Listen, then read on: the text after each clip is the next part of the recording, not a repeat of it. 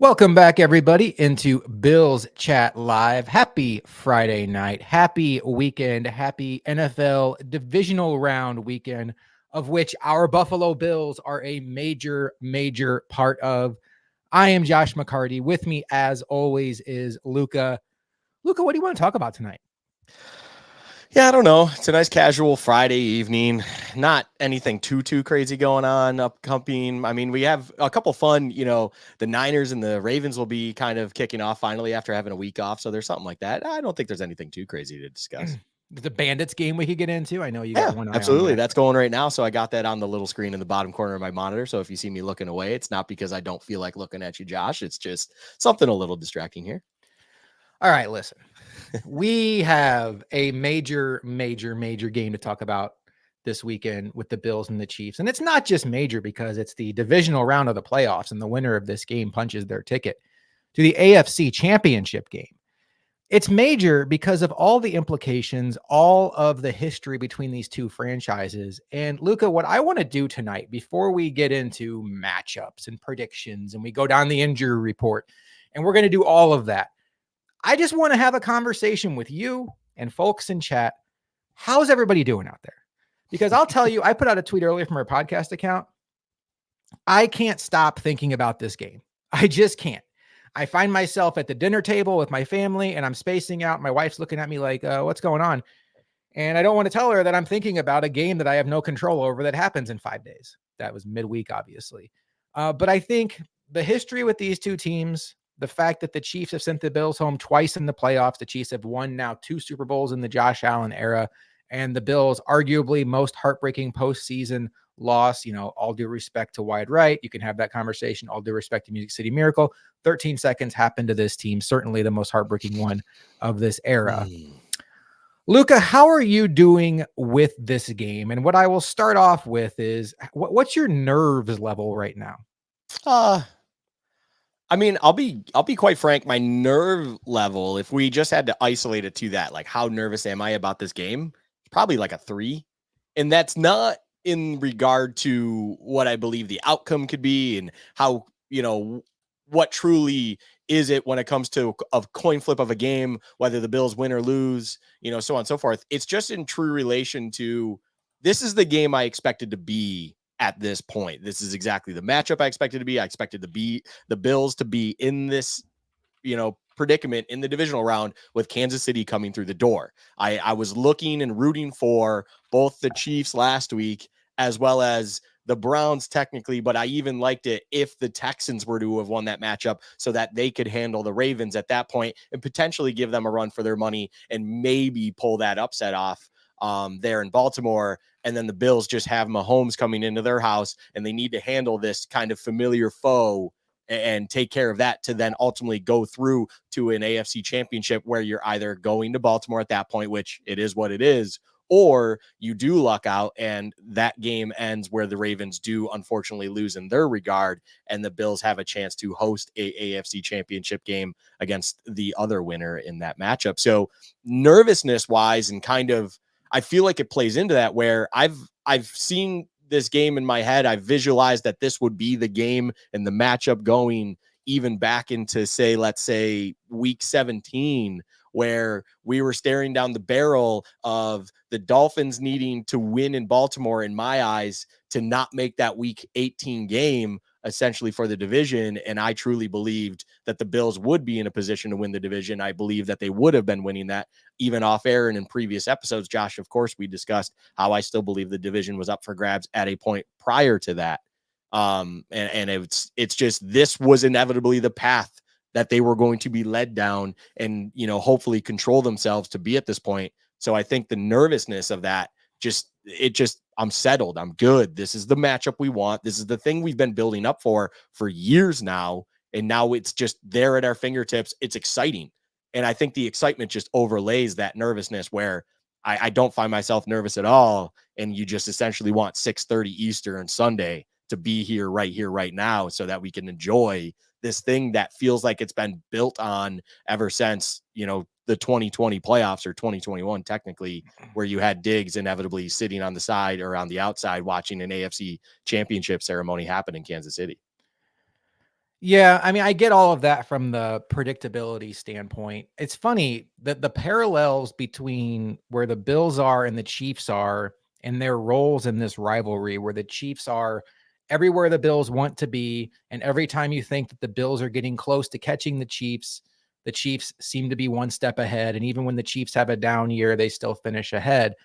It reminds me so much of Bills Dolphins, the inverse, where the Dolphins this year for 85-90% of the season looked like the shoe-in AFC East winner and then well on their way to winning the division. And then here come the boogeyman Buffalo Bills at the very last moment to snatch it from them. And now the Dolphins are home, did not get that playoff win monkey off their back. And the Bills are the ones that are still fighting for the Super Bowl. And I look at that now and I'm like, well, everything that I've been thinking this week of, it's sports. You tell me this all the time. This isn't a movie. This isn't a book. If it was, the Bills certainly would have won last year with everything that happened with DeMar Hamlin. But you always kind of feel like it's got to be our time, right? Like the Chiefs have won 2 Super Bowls and they aren't even a good team this year. And that's not me being a hater. That's just me being realistic. Analysts will tell you this is not a great Chiefs team, relatively speaking. And the Bills are the hottest team in the NFL right now as far as winning streaks go. And you factor all of that in, and you just start to think to yourself, it's got to be our time. But what if it's not? And it could come down to a missed field goal. It could come down to a bad bounce. It could come down to the fact that the Bills are significantly more banged up right now than the Chiefs. And if all of this is here and the Chiefs still end up winning this game, Luca, it'll leave a lot of us wondering, if not now, when? When is it ever going to set up better than this for the Bills, where you have Patrick Mahomes in your own building minus a glorified number one receiver? I love Rashee Rice, but I'm sorry, I'm not going to fear a rookie wide receiver in his first road playoff game coming in here and going full Justin Jefferson on the Bills. If it happens, I'll tip my cap. This is a broken down version of Travis Kelce. This isn't the 2021 version of Travis Kelce. The Chiefs defense is very good, but this is a very beatable Chiefs team in your building. And if you win this game, there's no Joe Burrow. There's no Cleveland Browns with Deshaun Watson. There's no Miami Dolphins. I mean, yes, there could be the Baltimore Ravens. I fully understand that and respect that. But a lot of the hurdles that make the AFC so daunting are out of the way. And it just feels like, boy, if they let this opportunity go by, especially factoring the age of the roster, some of the tough decisions this team has coming this offseason with guys like Poyer and Hyde, I do think that it will start to creep into your mind. It'll definitely creep into mine, but will it start to make you think, Luca, that it just may never happen for these Bills? Yeah, that thought will definitely creep. It naturally should. I mean, this game, we talked about it a little bit off air or even earlier this week. This game is essentially, in my eyes, a plateau game. This is the definition of a game where we will learn and understand that the thing that we've built up to, and I referenced it when I first, we first kind of discussed this, where since that 2020 AFC Championship, everything they've been doing has been building to an opportunity like this. Whether it's spending their blue chip draft picks on edge defenders, or even money in the free agent market on edge defenders or defensive line in general. Everything they've done has kind of built and accumulated to this moment where they finally have Mahomes, not in Arrowhead, although you have to essentially game plan every season like you would most likely be going there, it felt like. But ultimately, you have to go through Kansas City, and hopefully you can just get them on your home turf. And this is now that optimum opportunity where you just need to take advantage of the situation in front of you. I mean, on top of it all of those blue chip things that you've done on the defensive line, you now have Kansas City in a situation where their bookends are as worse as they've ever been in the Mahomes era, it feels like. So everything you've been building, you should be able to capitalize on this. So we will truly understand that the 2 to 3 year stretch it's been that they've been building for this opportunity, are they truly just plateauing where it comes up just short against an Andy Reid and Patrick Mahomes? Or can they eventually get over that hump, get the monkey off of their back and take advantage of this opportunity and ultimately get by Kansas City with this beautiful, beautiful chance in front of them? It's one of those things where, yeah, if they don't take it, take the win, if they don't kind of seize the opportunity, that thought of Are they just not good enough, even with all things considered? Will be there. Of course, you can have your crutches all you want about injuries and things of that nature. But at the end of the day, no one's healthy. Yes, I mean, we have some substantial ones. And it seems like, for instance, the linebacker unit as a whole is just kind of being held together by band-aids and scotch tape. But overall, no one's healthy here. You have to get by at this stretch of the season, regardless if you're a great team. No one ever wins the championship with 100% of their roster. That would be insane if that's the case. But it's one of those things where, yes, that thought will creep in your head, but there's no excuses about it. Are they plateauing just short of being able to get past Kansas City, or can they take advantage of this opportunity? And everything's led to this. So yeah, it's a great thing to bring up, and kind of that thing will creep in our heads as fans if they just can't get it done in this instance. I think the biggest story of this game, at least of the game week, is health. And I do want to get into that here in a second, but I want to touch on something that Roy Collins, one of our absolute favorites, touched on. And I'm glad that Roy is here on what I think is the pregame show for our biggest game that you and I have certainly covered together, but of my Bills fan life. I was 8 years old when they were in the Super Bowl. I'm sorry. The magnitude of it just was not the same to me as now sitting here, 25-year-old Bills fan. Not going to give my 41 years old, whatever. And I look at this and he says it won't define Josh Allen's career. And I don't know, Roy. I think this absolutely is a legacy game for Josh Allen and Sean McDermott, because the higher the stakes, that works both ways. If you win, you're a legend. If you beat Patrick Mahomes in your building, granted, this all leads, this whole tournament that the Bills are currently in leads eventually to a Super Bowl, and somebody will be crowned world champion. Will that be the Buffalo Bills? I certainly hope so. The odds get significantly better if they pass this test on Sunday. But even if they fall short, if you beat Patrick Mahomes and Andy Reid in a playoff game, that sticks with you. That's Patrick Mahomes is going to go to the Hall of Fame. He's going to be an all-time quarterback. If you beat him in a win and go home scenario, that's always on your resume. Conversely, if you don't beat Patrick Mahomes, think about, it's not going to define Allen and McDermott's career. I'll throw that in there. How would you define McDermott's career right now? McDermott's career right now, unfortunately for him, because I think he's a very good coach, is defined by postseason meltdowns, the collapse in Houston, the 13 seconds debacle, the no-show by the defense against the Bengals last year, and the offense for that matter.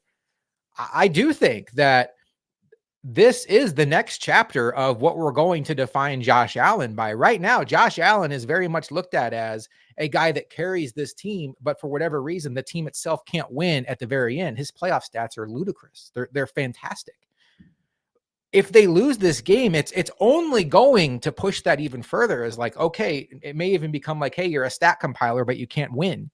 And that's where these games are benchmark games. They're the next chapter in the legacy defining moments of your career. This game, win or lose, is going to be brought up if Josh Allen makes the Hall of Fame. It is going to be a benchmark game. It's the game he either got over the hump and beat Patrick Mahomes finally, or it's Josh Allen making a joke of like, oh, I just happen to be playing at the same time as Patrick Mahomes, and that's why I never got through. So I think, and I see Roy has a response. My point is that Allen's 6th year in the league. It's too early for the career-defining divisional playoff games. Look, absolutely, Roy. John Elway played almost 20 years in the league and won a Super Bowl the last 2 of his career. So Josh Allen, win or lose on Sunday, has every chance to win another Super Bowl. But I do think until he gets back to this spot, and quite honestly, until he gets back into a playoff game against Patrick Mahomes, absent winning an AFC championship or a Super Bowl, his legacy is going to be, until that point, that he's good, but he's got a Mahomes ceiling. Do you agree with that?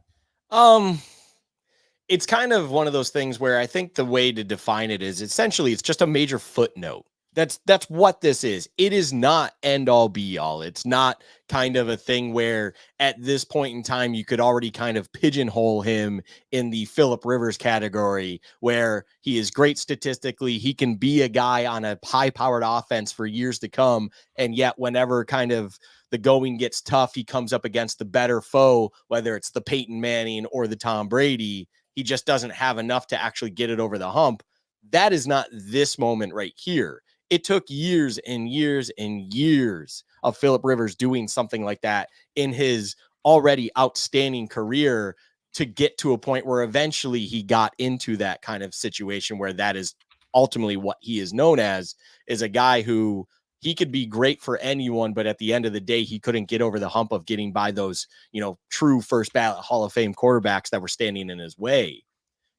But it is a major footnote. I mean, this is the best opportunity he's had against the greatest of this current generation of quarterbacks to get over the top of him. So essentially, it's just one of those things where it's not career defining, but it is a defining footnote in what will be Josh Allen's hopefully long career. This is the first opportunity where something has been presented in front of him differently, where he's had a better opportunity to knock down the quote unquote king of the quarterback room kind of deal. It is a major moment in his career where from here, things can still work out in the end. I think John Elway is a great example of that you brought up. I mean, it's one of those things where John Elway earlier and in his early to mid career was a much better quarterback. I mean, age does that to you, obviously, but at the end of his career, he was then finally able to get over the hump, get his multiple trophies. And we all remember John Elway now with his entire career accolades and everything. And it's, he's one of the best all time, one of the best athletes at the position all time, things of that nature. So, post career, we will reflect back differently than where we see it now, of course. So yeah, I understand if anyone disagrees with it or believes that it's not career defining, because I'm somewhat with them. I just also understand where you're coming from, and I'm with you that it is just a major plot point, footnote, whatever you want to call it, where you will look back at this, and it kind of is that. I love what you brought up as it's a chapter change. Mm-hmm. It is this is the end of a chapter. And after this moment, whatever happens will be the beginning of a new chapter, regardless of the result. This is one of those rare circumstances where record or win-loss is kind of a quarterback stat, because that's truly what the balance of this footnote is laying on. I agree with what Lance said. I made a face when it popped up, not because of Lance, because of the comment below. And I know you're like looking at me like, okay, we're not going to appreciate the Chiefs fans out there listening. We do. But guess what? We are having group therapy as Bills fans tonight. We are stressed out. We have this big game in front of us that we've been waiting for years for. And I like Lance's point. Josh Allen has played big in almost every big game he's played in. And I think the Bills are going to need him to play big in this game. And, we can continue talking about big picture stuff. I do want to talk about Charlene's question that popped up, because it's been a topic of conversation on social media, and I've seen some reporters run with it. Should we be concerned about the referee team who historically penalized the Bills more so than the Chiefs? I fully understand that question. Luca, I feel partly responsible for this becoming such a big talking point this week, because I put out a tweet when they first announced who the referee was for this game, Sean Hockley. And I went to Pro Football Reference. It's all there, super easy. I was like, hey, just so you know, home teams are X, Y, and Z. And I thought when I framed the tweet, it looked good for the Bills, because home teams generally do better. He's a little, like, when you look at referees on the whole, he tends to favor road teams a little more, but you still see home teams more penalized, home teams winning record, yada, yada, yada. And then like immediately underneath my tweet came all these people that are like, yeah, he's the guy from the Philly game. And then it started like sparking up, and then people were quote tweeting it, and then they started coming up with stats. And then like the next day it was there's a conspiracy theory against the Bills, which is not at all what I think Charlene's indicating. What I will tell you all, the stats that are concerning about Sean Hockley is one, the where did it go? I had the stats up, Luca. The Chiefs under Sean Hockley, I believe, are 8-2 in games he's refereed in the Mahomes era. Yes. Which on the whole, that sounds kind of sus, as the kids say. But the Chiefs have been one of the best teams in the league. So you could really isolate any set of games, any segment of games, and be like, hey, the Chiefs have a winning record when they play on the West Coast. The Chiefs have a winning record when they play indoors. Like underneath Mahomes and Reed, they win. The other thing I will tell you, the one that people are hung up on that I want to make sure we mention, Luca, Sean Hockley has been the referee for 4 Sean McDermott games. The Bills were called for 10 plus penalties in 3 of 4 of those games, and the Bills went 1-3. When I tell you that sounds uncomfortable. The problem is 2 of those games were 2018, Josh Allen's rookie year. You don't need me and Luca to tell you, but if I wanted to, I could just hit mute on my mic and tell Luca, hey, Luca, why don't we talk about that 2018 offensive line for a second, where the Bills went out that next offseason and paid for Mitch Morse and drafted not Deion Dawkins. Deion Dawkins was a rookie that year. But anyway, the offensive line was atrocious that year. The Bills lost a game 47-3 in Baltimore. That was one of the games. Nathan Peterman started that game, by the way, where the Bills got 10 plus penalties. I don't think Sean Hockley was the reason the Bills lost. And I don't think he was playing favorites in that game. I think the Bills were a garbage football team that year. And it doesn't surprise me that two of those games were in that year. The third game where they got 10 plus penalties was the Eagles game this year. And look, that was just a game that had an incredible amount of offensive plays on both sides. The play count in that game, with the pace that both those offenses were moving, was off the charts. I remember after that game just being astounded by how many plays each team had. And the plays are going to give you more chance at penalties. Now, yes, did the Bills have way more penalties that game than the Eagles? Yes. If you want to be concerned about that, I understand it. To me, that's a one-game sample size. I think refereeing as a whole, Luca, is down in the league. I don't think it's a conspiracy theory. I don't think Sean Hockley hates the Bills or loves the Chiefs. I think if he's reffed Chiefs games the last 4 years, they probably won because they've been good. If he reffed Bills games in 2018, they probably looked terrible because they were terrible. And that Bills-Eagles game just happened to be one of the many examples of games this year in the entire sport gone both ways for the Bills against the Bills, where refereeing was very, very sketchy. First and foremost, you were not at cause. I mean, this was a national thing that you were seeing across the board everywhere and stuff like that. People were picking up opinions left and right. I'm just going to be short and sweet with this. And I saw Roy make a comment. I wasn't sure how long you were going to go, but Roy, shout out you. That's immediately where my head went. The thing that I hate the most about these official conversations, especially concerning the playoffs, this is not Hockley's team. This is not the team that you can reference from all the different regular season outcomes that we've seen. These are all-star teams. These are compiled referees and linesmen and everything of that sort, where they just bring in what they believe the best of the best, which, by the way, is a whole nother discussion about playoffs and NFL officiating and stuff like that, which I am very much anti pro, all-star officiating teams. I mean, why build up a rapport or have a team in the regular season if it doesn't matter come playoff time, when calls become much more crucial for a lot of different reasons? But regardless, this is not his usual team.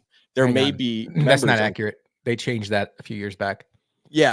First 2 rounds of the playoffs. So first 2 rounds, it's normal teams and stuff like that. But you have people up above that are still all-star officiating. There are other people in his ear.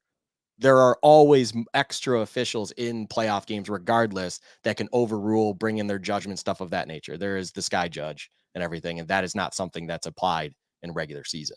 But regardless, decision-making is different in the playoffs. And I don't want to use any sort of reference. It can be something you can use if you really, truly want to. But at the end of the day, I think decision-making and stuff like that by officials just change in the playoffs, where calls are going to come left and right.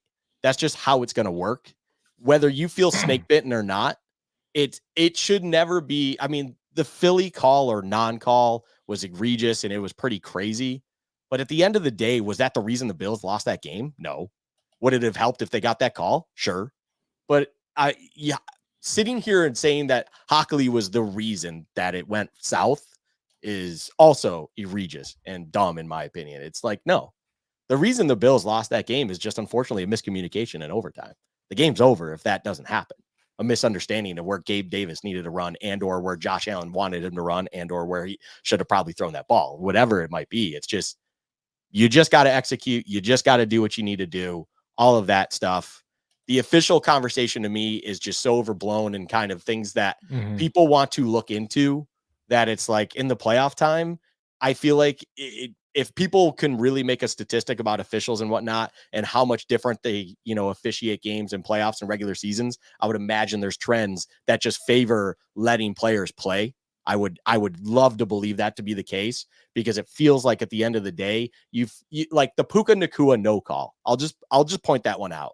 That one, 9.5 out of 10, 99 out of 100 times in the regular season one thing is getting called there, whether it's the hold on his jersey, whether it's the defender going through him to do anything to play the pass, and or the late crack coming over from the safety. One of those things is getting called. At the end of the day, though, it's the playoffs, and they just didn't want to pull out the laundry because it was very much bang, bang, and you want to just let players dictate the game and dictate how the game resolves and where it ends. And I have no problem with that. So I don't like the official conversation. I don't like how people want to bring that up as if that's almost a predetermined reason why the Bills may lose this game. It's a dumb conversation, in my opinion. I'm not saying, do whatever makes you happy. That's fine. It's just not something I want to sit here and talk about too much, to be quite frank. It's living in your fears. And look, Luca and I, and some other folks, like, we've watched sports long enough, so I understand if this is the first time you've thought about it, or maybe this is the first time you've had access to this data. We're just trying to calm your fears of what this is. And I also want to tell you, I like this point here by Bob. Is there any conspiracy theory? Not that I don't believe there's one, that it could be positioned that there's a potential TV ratings boost if Taylor moves on to the AFC Championship game. We're talking about Taylor Swift here, I assume, and not Jawan Taylor. And I'm going with the belief that an intentional skewing like that upon officiating is patently absurd thought. Bob, listen, and I 100% respect where you're coming from. And look, you don't have to go too far out of bounds to get yourself in a headspace where you think to yourself, boy, the NFL loves having Taylor Swift on their screen. Like, I understand where you're coming from. I 100% do. What I will tell you, Bob, is last week, the Dallas Cowboys got eliminated from the playoffs. They have not made it to a Super Bowl since the mid-90s. There is no bigger ratings draw in professional sports in America than the Dallas Cowboys, and it's not even close. It's why national sports shows dedicate segments to the Cowboys on weeks they aren't even playing a game. The Dallas Cowboys are ratings gold. If there was a conspiracy theory to get Taylor Swift to the Super Bowl because of ratings, the Cowboys would have been there once in the last 3 decades. So I get where you're coming from. I 100% do. But I think, kind of like the official conversation, it's one of those things that you'll drive yourself crazy playing what if. But the reality is that there's just not much to it. And if you want a conspiracy theory from the other side, the Grammys come up in the early February. Yes, Luca, I looked this up. This makes me a really cool person. And boy, oh boy, wouldn't the Grammys like Travis Kelce in attendance so they can get their kiss when Taylor Swift, I assume, wins something. And this is not me being condescending. I'm not a music person, but I'm assuming she's probably going to win something or be up for something because she's a pretty big deal. And, they might want that. So maybe I see your conspiracy theory and I raise you. But Luca, back to the Cowboy point, I think that would probably have to ease the mind. And it's not like the Cowboys have lost all their games by 30 points like they lost last week, where the refs couldn't even get in the way. They've lost some real heartbreakers along the way too. Dez didn't catch it. Tony Romo fumbling a point after attempt. So, I think, as fun as it is to talk about, the NFL is $1 billion sport. And the reason why the NFL works as well as it does is because fans in Buffalo can have just as much belief in their team as fans in New York, fans in Dallas, fans in Chicago. It's not like baseball, where you have to live in one of the biggest markets in the country to feel like your team has a realistic shot. Everybody's on a level playing field. The NFL is not going to risk their reputation for one rating spike on a game that's already going to break ratings records, no matter who shows up. Yeah, I look, I love a good conspiracy theory. It really makes for good reading or watching, whatever you're kind of consuming it through. It's the NFL has too much on the line with other things that they can't. It's really, really hard for me to think that true scripting is anything that they're trying to get involved in, because there is a lot of money that could be lost if, for whatever reason, anything even remotely came out that kind of links it to a predetermined result that they're looking for, or scripting or anything like that. It reminds me all the time of that situation where it's in world soccer, Josh. There is definitely something that happens when it comes to like Champions League group draws, where it's like, wow, you really got a lot of these nice optimal matchups somehow in these random quote unquote draws that they do with balls in a jar and stuff of that nature. And it's like, yeah, everyone understands what they do. They heat up some balls, so you understand what they are. They cool down some balls, so to the touch, That's the conspiracy. Of course, this is not something confirmed, but there are things you can do in order to kind of persuade someone once one ball is drawn or once you're on one group to then make sure you draw another team in a certain jar so that you get these nice matchups. That's one thing. Actually determining how matches or games actually end, that's a whole nother level of situation where betting sponsorships and money revenue that comes in via other avenues could be lost. And that is billions upon billions of dollars that the NFL or whoever, if they got caught in any sort of scripting or any conspiracy of that nature that held some sort of validity, like that would be detrimental to whoever it is. So I don't really buy that. I will say shout out you, Bob, if you're still watching. Love the subtle little dollar sign as the S to really emphasize a point there. That is next level, kind of get a question in and stuff like that. TV ratings boost with the dollar sign. That is not necessarily that close to the S. Couldn't be a typo. That is intentional. Shout out you once again. I just love something little attention to detail on that one. But overall, yeah, I don't buy the conspiracy stuff, anything like that. It's like, look, players got to play. You could even try to do what you got to do.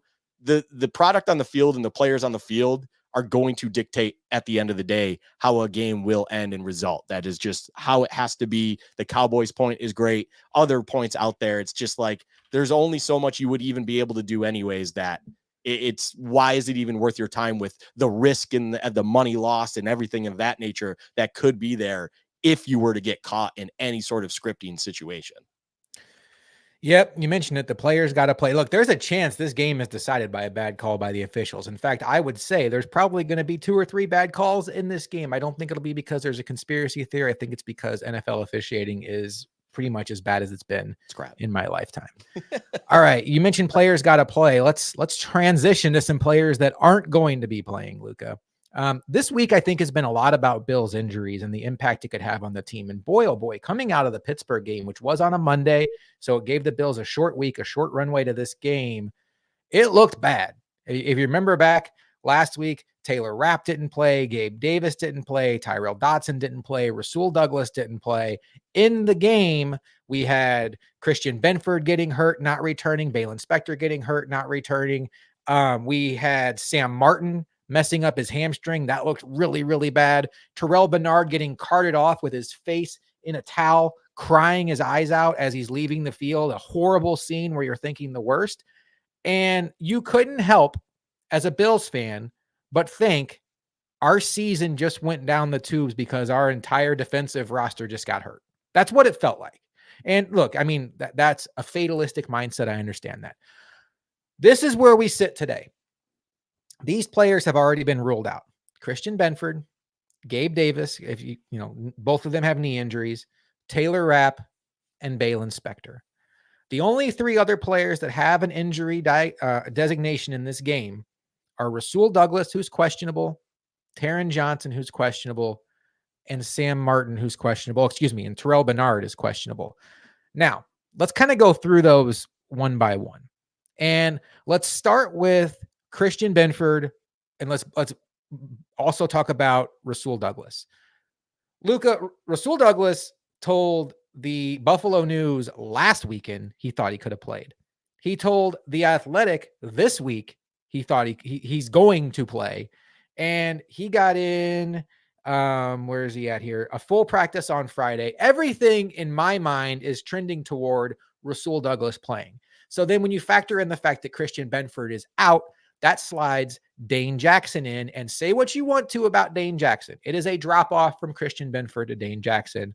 Dane Jackson has been a veteran starter in this defense, has started playoff games for this team, has started games for a high-level Bills defense before. If there was one position on defense the Bills could still withstand injuries, I think it was cornerback when you have experienced players back there like Dane Jackson and Kyer Elam. And then if you want to bump in Taron Johnson, he did tell, I believe it was the Buffalo News today, that he's in the final stages of concussion protocol and he should be cleared by Sunday. So your cornerback room will be Taron Johnson in the slot, Rasul Douglas outside, and then Dane Jackson outside. And then maybe they mix in Kyer Elam here and there. I think on the whole, that's not terrible. Would you want to have Benford? Absolutely. But on the whole, Luca, I'm not looking at that situation like this is why the Bills will lose. Yeah, I mean, it's not optimal, of course. Optimal would have all hands on deck and you would have Christian Benford, naturally. But overall, yes, you have your number one back in Rasul Douglas, who kind of fills that void, and you kind of go into the game similar to where you were with the Steelers game. It's a different opponent, of course, and it's a higher caliber opponent, specifically in the quarterback position. But overall, you're at least comfortable with your starting three, we'll call it. Although Taron Johnson's incredible, and I'm not saying anything in disregard. He's just a big slot. He's not your traditional slot corner like a lot of other defenses or years past where you would have a more shifty individual there. Not saying Taron's not athletic. He's just a big slot guy. He's not a little guy. But so that's kind of a Rashee Rice conversation in my eyes, more than anything else, in the situation with Taron mashed up against him. But being Dane out there, yes. If you have to sustain an injury and Dane Jackson has to play meaningful minutes, that's fine. I just don't like the fact that you're one injury away once again of getting Kaiir Elam out there. And I can understand that someone says his highs are great and he gets interceptions. He's got multiple playoff interceptions in his young career already. And that's all fine and dandy. But man, it is just painful to watch a lost child out there in Kaiir Elam in coverage at times where the only thing he can do to prevent a big play is just by grabbing on for dear life to whatever it is. And I just don't want to see that. You can't game plan for injuries and you just have to deal with what you have. And it is what it is. And like you said, it could be worse.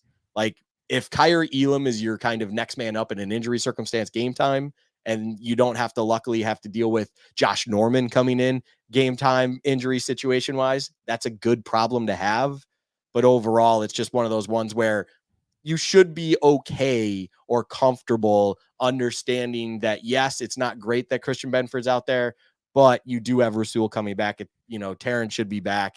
And then you're just dealing with Dane Jackson on the opposite side against a receiver group that overall, when you get outside of Rashee Rice and no Sky Moore's there, and it's kind of a lot of different guys who fill 1 to 2 roles with that offense, and they're really going to have to kind of put different personnel to do 1 or 2 different things for them out there. You should feel okay with the corners across from those guys respectively.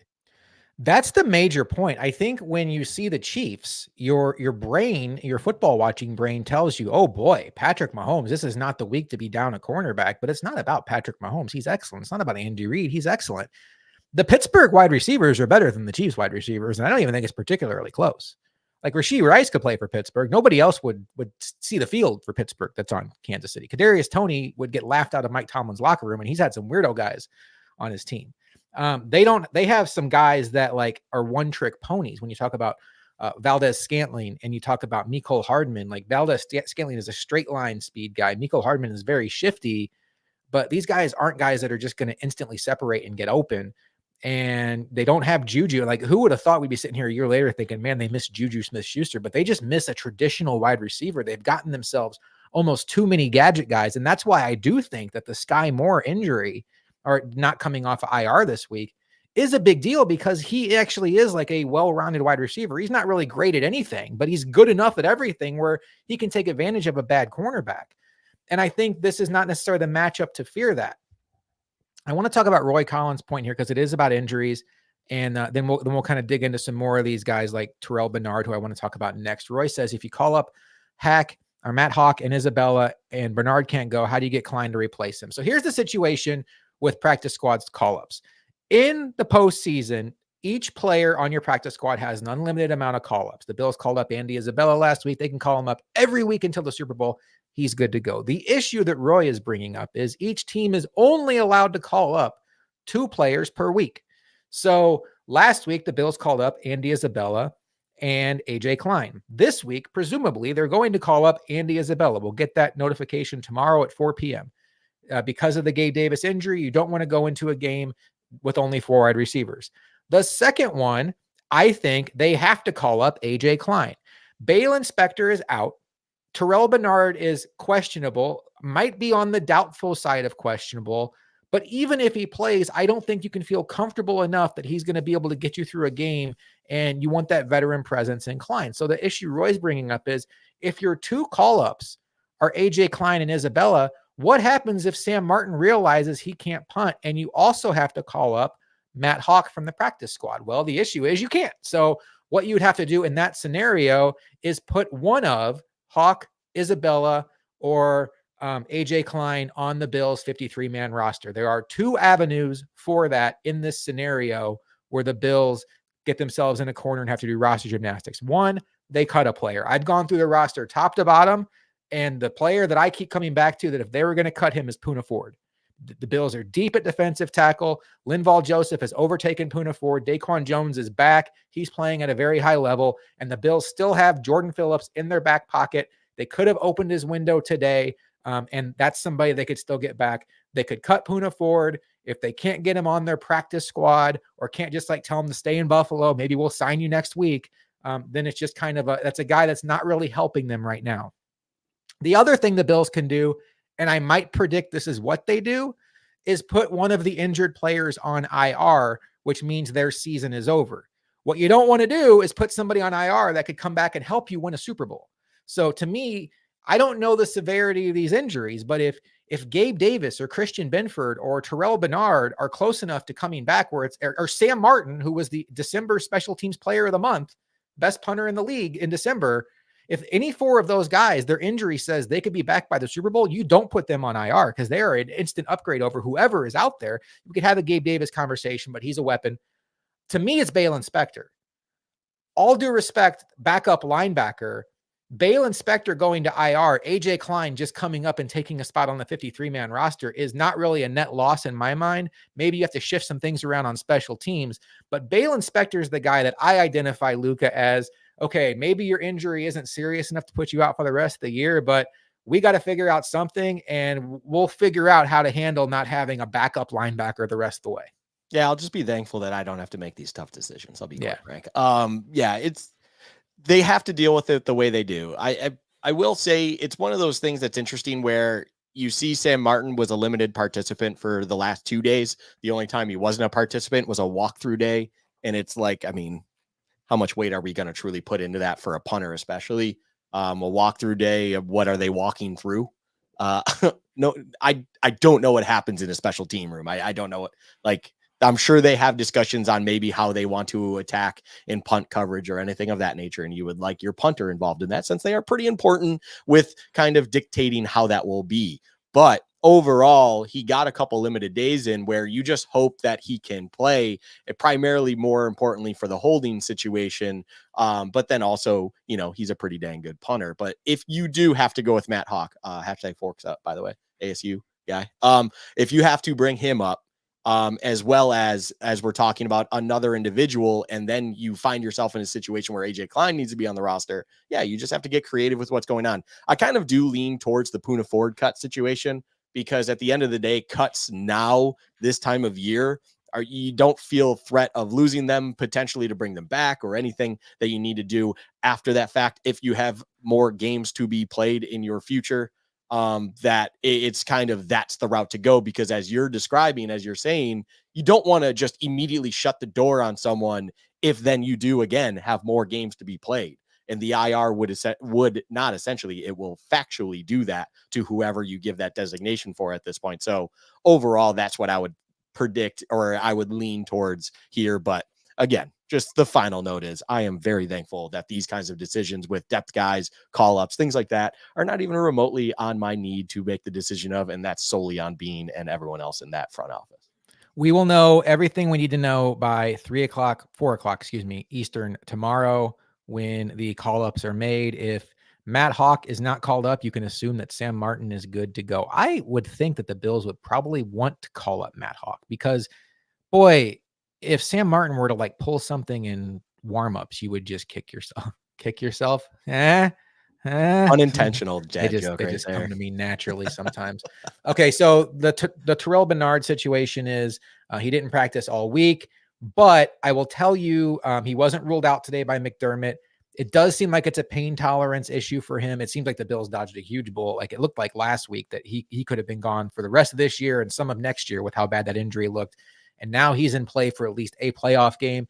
I still have a hard time seeing them put him out there, but man, if they can find a way to numb him down and keep the swelling down, like I would love to see Terrell Bernard out there because it could make all the difference in the world. If Terrell Bernard plays, Luca, the Bills will basically have one backup out there on defense, and it would be Dane Jackson instead of Christian Benford. And that would be incredible considering where we were sitting last week. And it's quite incredible anyway that they'll only have two backups. And it's two guys that really you trust some of the most as far as backups go, AJ Klein and Dane Jackson. Let's spin it around and talk about the Gabe Davis injury.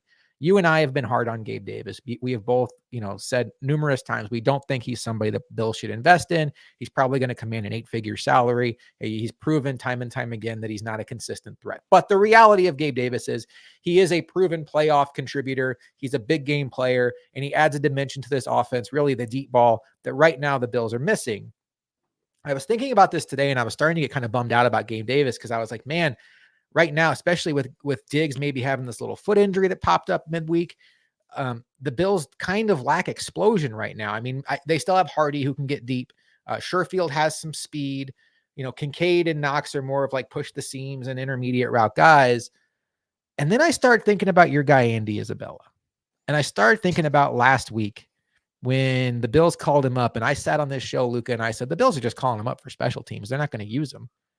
And boy, oh boy, did they look like they had some stuff set up for him last week. Some pre-snap motions. There was a play that Allen missed a throw to him. I would not be stunned if Isabella plays the role of, I'm faster than every DB you got. You're going to have to at least run with me because I will run down there and catch it. And there's still a part of me that's going to sound like a Gabe Davis hater. I think there's more diversity with this offense and maybe more potential with Gabe Davis out of the way. Ooh, that last little punch there. That was a jab right there. It's just a different dynamic without Gabe Davis. That's truly what it is. It's when you have Gabe Davis out there, you have what I would call a more snap reliable and dependent wide receiver. And I say snap and not necessarily kind of target, because I think the value in Gabe Davis is he can still at times give you the things that you discussed in the receiving game, but he's also a very, very reliable, blocker in his own regard, can create space and jam up. He's the one that sprung Shakir free late in the season for a big play, I believe, in the Chargers game. And he's done that in the run game as well, where he's actually a very willing blocker for whenever that is called upon. So you miss that dynamic where, yeah, Sherfield has shown that he can do that as well and things of that nature. But at the end of the day, I don't think Sherfield kind of truly instills that question of why he's on the field like a Gabe Davis would, because Gabe Davis has proven that he can essentially, at his best, do all the different things. As you said, it's inconsistent and stuff of that nature that you can knock him for, and it is what it is. But when he is not there, you then have to just get more creative with your personnel packages, what you're showing the defense, so on and so forth. So I am with you. If Isabella is then called up, and what we saw in his usage in the Steelers game, it does seem like there's an idea of, well, if we have 89 or whatever, is he 87 or 89? I know sometimes he's worn both in his career. But anyways, if you have him out there, you are trying to make him highlighted so the defense has to account for him in whatever regard it is, because speed always kills. Speed kills. That's just what it is. If you are just putting him on dummy go routes or dummy deep posts and things of that nature, or pre-snap motion to just create questions right before the snap on whatever side he's motioning towards, that can do a lot of things because they just naturally need to account for wherever his speed is. It can create separation in the intermediate passing game. It can do things where it shifts coverages, whatever it might be. So it just changes what the dynamic is or what you're doing with the personnel packages. And you have to just be more creative because you don't have the versatility, we'll call it, of what a Gabe Davis individual is doing for the Bills when he is out there just hogging snaps, because he truly can be a little bit more versatile in his own right with your play calling and him being out on the field. So it's just one of those kinds of things where this isn't a conversation where you need to knock Gabe Davis or even say it's a big loss. It just changes one of those things. I mean, Justin, yes. I mean, that I brought that up like early. Yeah. I think it's well known what that is. And it's a valuable thing that they will be missing. It's just now you just have to change how you attack and do what you do because you don't have that player out there anymore. My favorite thing you said there, well, you said a lot that I liked. I don't want you to take this the wrong way, but my favorite thing was the hogging snaps. Because I didn't want this to take like Gabe Davis isn't good. When I said Gabe Davis is in the way, probably should have added more context there. When Gabe Davis is healthy, they give him almost all of the snaps that he's able to go for. I went back and looked. Of the 16 games Gabe Davis played in the regular season, I'm not counting the last Miami game because he got injured early. He played in 50 plus snaps in 13 of those games. Khalil Shakir last week without Gabe Davis only played 42 snaps. The diversity the Bills have, where it's not just like, okay, every snap we're going to have Gabe Davis out here. Now we have Shakir, who excels at X, Y, and Z. Now we have Sherfield, who's a really good blocker, has some straight line speed. Now we have Hardy, who has some straight line speed. Now we have Isabella, who really has some speed. And now we can go 2 tight end. It seems like it gives the Bills more available on the menu versus just saying, here's Gabe Davis. And when I look back on Gabe Davis's first 4 years with the Bills, when I thought he was the best version of himself, it's when he was wide receiver 3 or wide receiver 4, and he played a part-time role, and he came in and he caught the defense by surprise, or he had the 3rd or 4th cornerback on him, and he was a matchup nightmare. He was a big play nightmare. Remember some of the toe drag he had against the Colts. Obviously, we all remember the Chiefs game. There were big catches way outside of that. I think Gabe Davis in a part-time role is a fantastic weapon for an offense. My fear with Gabe Davis is when he's healthy for the Bills, they give him almost every snap. And that's not good for him. And I don't think his skill set warrants that, because I think guys like Shakir, guys like Hardy, the 2 tight end sets, and guys like Sherfield warrant a look on the field. And I'll even throw Isabella in there. All right, Luca, let's talk about these Chiefs, because we know the Bills are a little bit banged up, but I don't think it's as bad as it's seen. It's not nearly as bad as it's seen. And for what it's worth, Hyde and Poyer are healthy. The whole defensive line's healthy. This Chiefs defense is pretty special. And it's funny because when you think about the Chiefs, historically, it's been, oh man, this offense is just out of this world with Mahomes. And sometimes it was Tyreek Hill and Travis Kelce and yada, yada, yada. But this year, the offense is really getting stuck in the mud a lot. And it's the defense that is doing such a good job of keeping them in games and taking over. And when you look at their defensive lineup, they have 2 really good corners. Trent McDuffie has become one of the best nickel cornerbacks in the sport. And then Snead is, in my mind, a top 5 boundary cornerback in the sport. They have good linebackers in Bolton and Gay. I don't think either one of them are great. I think they're both kind of good. And I love their defensive line. They have some depth at defensive end. George Karlaftis is a nice player. He's developing well. Chris Jones, next to Aaron Donald, might be the best defensive tackle in the sport. And I think that their safeties, while not great, Reed and Edwards are okay. Edwards is a backup for what it's worth. Cook was supposed to be their primary player. But on the whole, Luca, this is a defense that I think could give the Bills some fits. What I will say, Derek Nottie, their nose tackle, is going to miss this game. And they're going to be having a backup nose tackle. And this is a run defense that was not great as the year went on. I want you all to think back last year when Daquan Jones went out and how the Bills scrambled at nose tackle and they couldn't stop the run. I think there is a real path for the Bills to be able to enforce their will in the run game, similar to what we said about the Cowboys game when Hankins was out. And if the Chiefs have to dedicate more players in the back 7 to come up and help fill the run, that's going to open up things on the back end for the passing game. How do you see, Luca, this matchup between Joe Brady and the Bills offense and the Chiefs defense? The defense deserves a lot of accolades. I mean, the Snead part, I love Tyreek Hill's quote on it, where he said he basically, in that playoff game, he jammed him all the way to Cancun. I think that's a hilarious quote. That's awesome. Shout out Tyreek. Respect to him for being honest, not taking away credit from him. Snead jammed me into Cancun. That's a great line. But overall, yeah, their pass defending is great, because what they've done, like you even talked about with the linebackers, they're good. They're good at what they do and things like that. They're very athletic linebackers. They can move around. It's kind of funny enough, it mirrors similar-ish to like a Bills defense, where it's really predicated on athletes and length and getting out in space, creating kind of havoc in open areas to minimize windows in the passing game primarily and keep you in front of them. So overall, that's what they do. But to your point and to your credit, yes, they're missing kind of their biggest, no disrespect, they're missing their big fatty. That's what he is. He's their big run stopper, although he's not the greatest of players overall, but he's their size. And the point that I'm trying to bring up here is they are lacking serious size on the defensive line in particular. Karlaftis, who is developing very, very well, 6'4", 260. That is what he specs out as. The opposite end that they have right now, currently 6'5", 280. Chandler or Chris Jones in his own right is not north of 300 or barely is north of 300. He's right around that 300 mark. It's not like he's substantial. And he's really their only size on the defensive line because the individual who's going to have to step up on the interior is also not the biggest of individuals.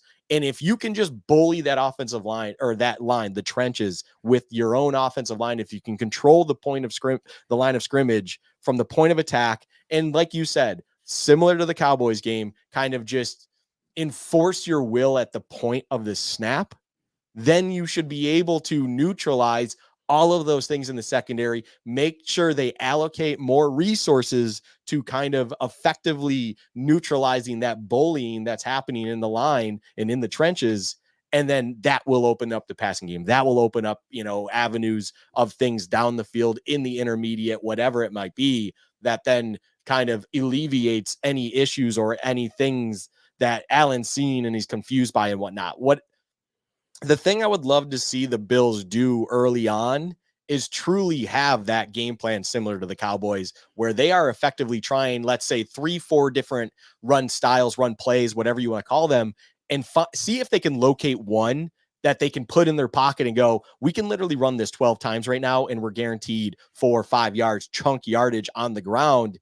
That then is forcing, the defense to essentially change their game plan, change what they want to do, maybe even get them out of nickel altogether. Because like a guy like McDuffie, if you can get him off the field more and more, that's a great thing for you altogether.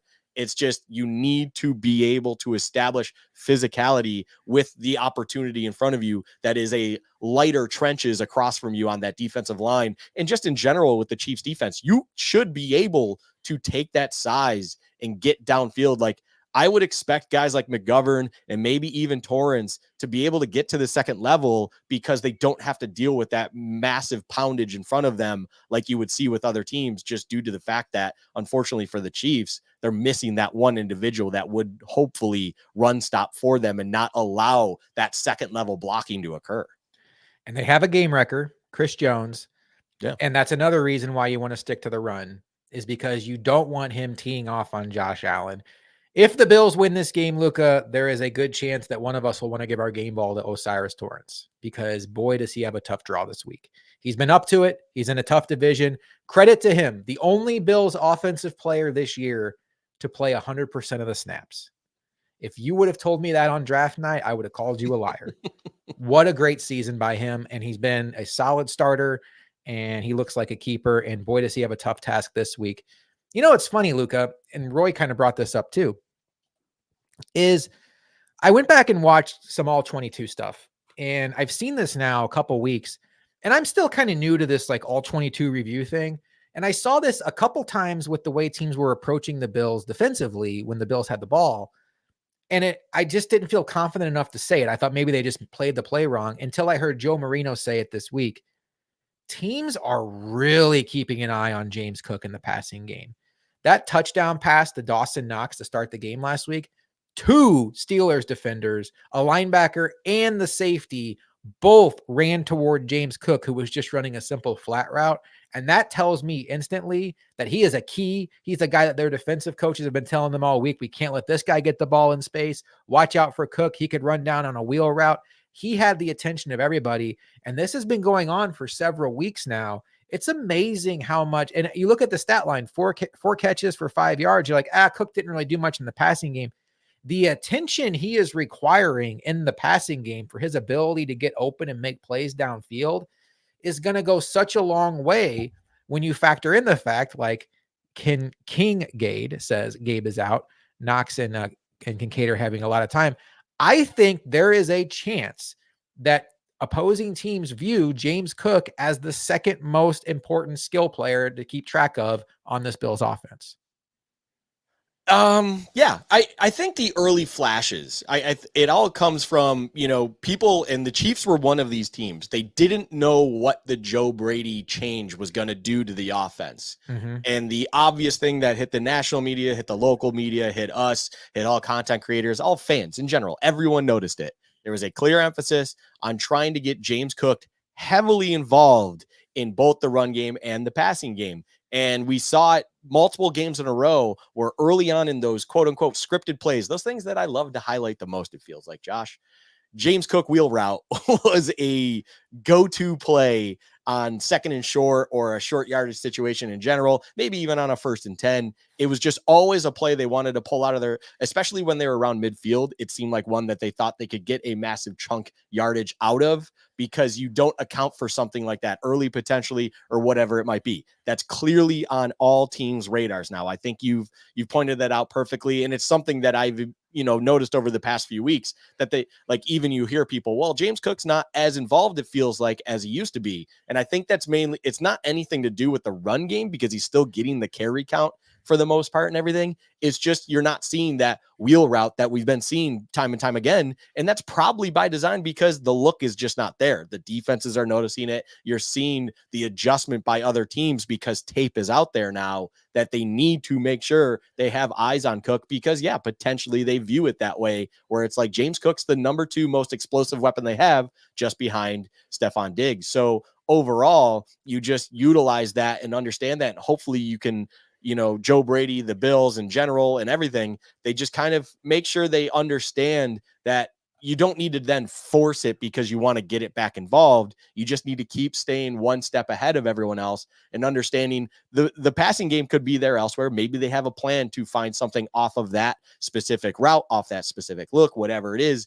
And they're just waiting to uncork it now, because defenses have adjusted. That is how you play the game of chess in the NFL. You need to make sure you have that next move ready to go once teams have caught up to you. It's just, at the end of the day, I think that's all by design, and that's all kind of a consensus understanding that it's like, hey, it worked early because people just didn't understand it. The Chiefs were a victim at one point in their own right, and now they've adjusted, and you have to adjust off of that from there to then still make sure you can get James Cook involved, because he is one of your best weapons, and you just have to then change course and do whatever it is to still get him involved in other ways. Let's flip it around to when the Bills are on defense quickly. We'll get into our predictions here in a bit. I know we're running a little long tonight, but boy, this is a big game. We still got to get to Luca's locks. You need some redemption here today. Let's go on the premise that Terrell Bernard doesn't play.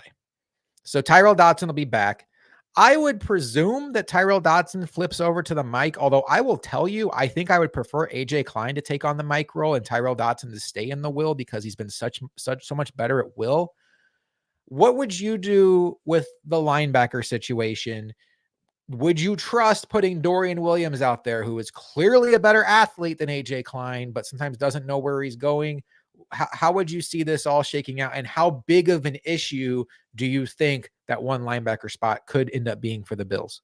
It could be big, because I think the biggest X factor, as it should be going into this, is truly Isaiah Pacheco. I mean, how well he plays is really, he is what makes this offense hum now. I mean, that's the new reality. I mean, you've heard it in the national media and with national pundits and whatnot.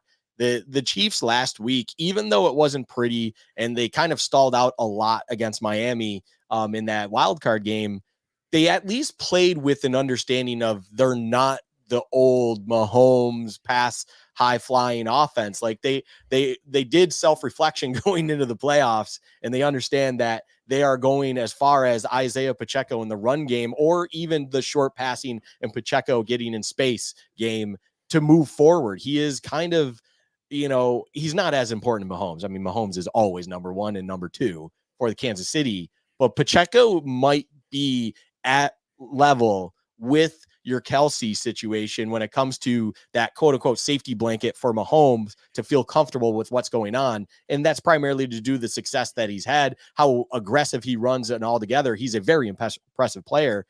So with that in mind, the linebacking position is very important. And I would love to live in the world as well, similar to you, where it's like Dotson plays that week, he plays that will, and you just figure out the Mike situation, whether it is Bernard, which Toradol's a hell of a drug. We'll see how that works out. If that's the kind of thought where he didn't practice, if he feels good that morning, you just give him a little bit of that magic shot and then hopefully it works out kind of deal and monitor it from there.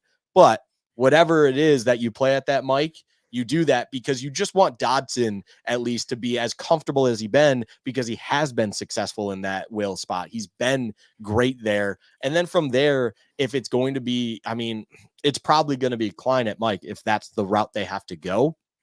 And that is what it is. I mean, I will say, if you're concerned about Pacheco and you're concerned about the run game, Klein might not be the worst person in the world. Look, he's not the greatest of athletes. You know, he was on his couch just weeks prior. But at the end of the day, it's like he's a sure tackle kind of guy. He just needs to make sure he always has his angles right. And, you know, I would believe he'd be able to manage Pacheco as long as Pacheco can't get around him. He'd be able to at least get him down to the ground in that mic spot. And, you know, just Klein still understands the defense. So it's not like I'd be super uncomfortable.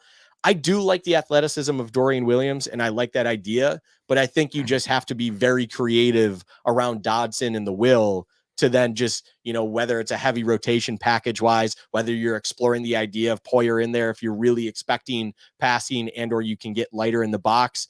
And then, you know, depending on how the game flow goes, maybe you're just going 3 linebacker in general, because Kansas City really truly is trying to establish a physical game to keep the ball on their side and kind of possession. Because the one biggest thing I will say that's, you know, highlighted on this aspect when it comes to Kansas City's offense versus the Bills defense is time of possession was a big problem, or just overall plays in the last meeting in the regular season this past season. They only, I think, had 62 plays overall, Kansas City, and that's just not enough, especially with the team they are this year, to kind of put up points on the board, because they have to be perfect in those snaps. So they need more opportunities, or they need to be able to possess the ball more. So I can see Kansas City going into this with the mindset of really truly wanting to establish a ground game, even more so to both get more snaps on their own hands, but then also limit the ones the Bills had, because that's how the Bills, with the help of an offside, kind of sealed that game last time out, because they were just able to have time of possession, more snaps, more plays, more opportunities to do things with the ball, that luckily the game went their way. So I can absolutely see that, where then you're exploring the idea of even having 3 linebackers at a time, because you just need size and speed and containment in the run game at moments, depending on where you are and how the game is going. One wrinkle I think the Bills could throw at them is Siran Neal. He's played 47 defensive snaps this year. He's been basically a special teamer and a guy that comes in cleanup duty and plays the end of games. But historically, in these Chiefs matchups, the Bills have liked having Siran Neal match up on Kelsey here and there. Now, look, Kelsey's gotten his against the Bills, so you can make jokes about it hasn't worked. Siran Neal offers a little bit of size, 6 foot 206, a little bit more athleticism than some of the other guys they can throw out there. And I think he's just another chess piece the Bills can use. I'm not expecting Siran Neal to get 70% of the snaps, but I would not be surprised if he got 20 or 30 in more of a matchup role. One last thing, Luca, before we get into predictions.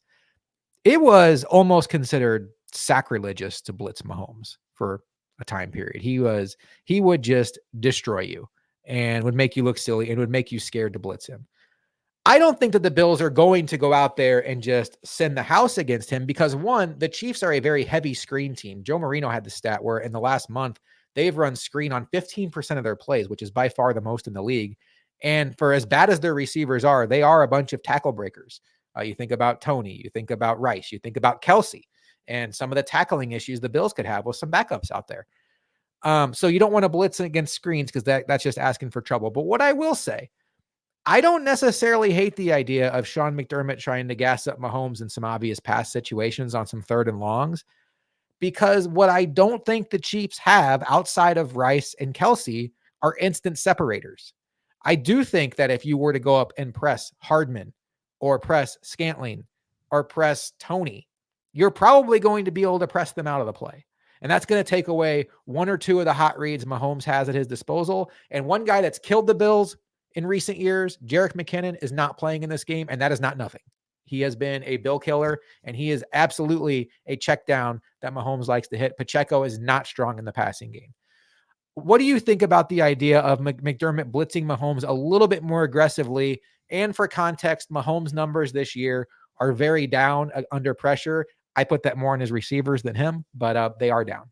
Yeah, the point I would even kind of tail off of what you're saying, and it might just feed into kind of the point you're bringing up and stuff like that.